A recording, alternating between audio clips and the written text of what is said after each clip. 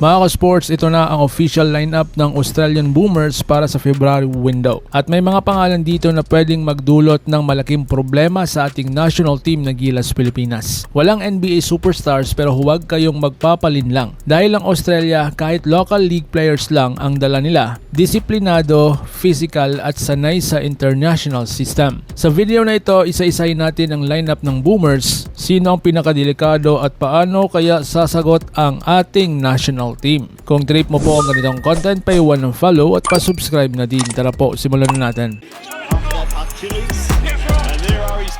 Mga ka-sports, unahin natin ang pinaka-veteran presence. Unang-una si Mitch Creek, currently playing for U-BT Cluj Napoca sa Romania. Isa itong scorer na may European experience, physical, may outside shot at kayang umatake sa wing side.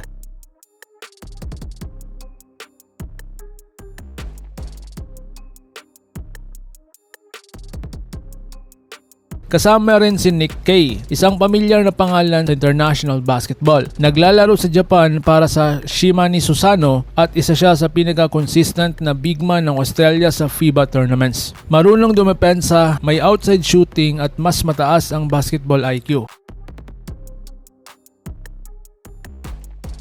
Huwag din natin kalimutan si Jack White. Naglaro na ito sa Turkey. Isang athletic forward na kayang tumakbo sa open court at dumepensa ng multiple position.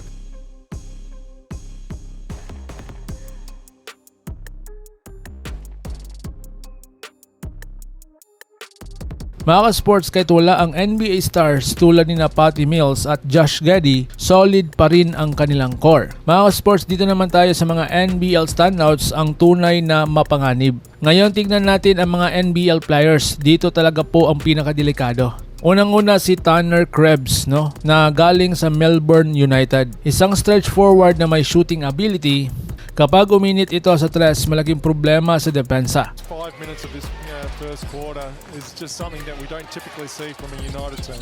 And he's gone to his backup five. Sumunod si Jacob Holt na galing sa Brisbane Bullets. Energy guy, physical sa loob, malakas sa rebounds. NBA in the middle part of the decade as Jacob Holt gets upstairs again. Sumunod si Cody Statman na galing sa Cairns Tapans. Isang wing na kayang tumira sa labas at dumepensa sa perimeter. Ford missing through illness. He's Statman for three. Moonball goes! And Coates and Warnberg. They are 18 and 22 from the line. Kasama rin sina Rain Smith na galing rin sa Cairns Tapans.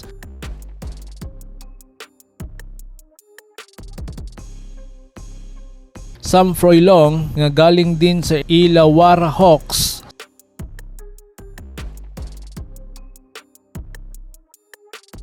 Si Isaac White na galing sa 36 years. Isaac White. Tough bucket, Isaac White. White decides to go himself. Bottom of the net. Si David Okwera na galing sa Perth Wildcats. Up there by Dash, knocks down the mid-range jumper. Oh my. And then he gets the steal. So a good bit of play which leads to easy points. It wasn't from really. Si Elijah Piper, same pa rin sa Perth Wildcats. Oh, wide open in the corner! At si Tom Wilson na galing din sa Melbourne United.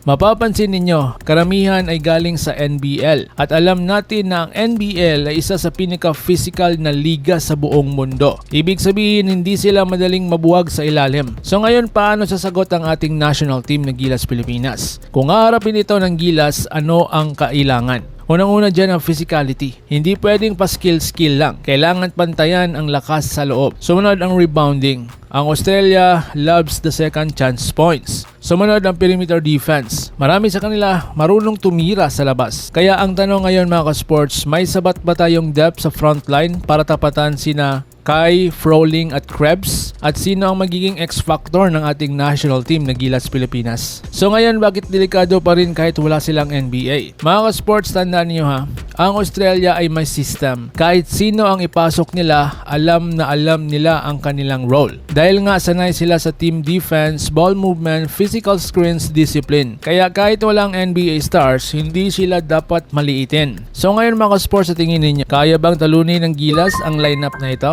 Sino ang pinakabantay sarado dapat? Comment your thoughts below at babasahin ko yan. And of course, huwag kalimutang mag-like at mag-subscribe para sa mas marami pang Gilas updates. Laban Pilipinas puso, so paano? Ingat po kayo.